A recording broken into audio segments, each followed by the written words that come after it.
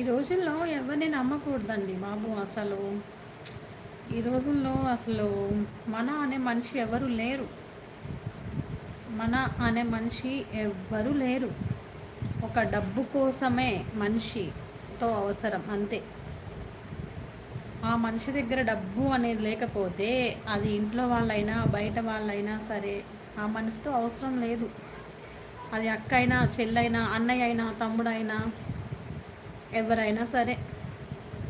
బంధాలకి బంధుత్వాలకి ఎక్కడ ఇస్తున్నారు ఇప్పుడు విలువలు? అదేం లేదు.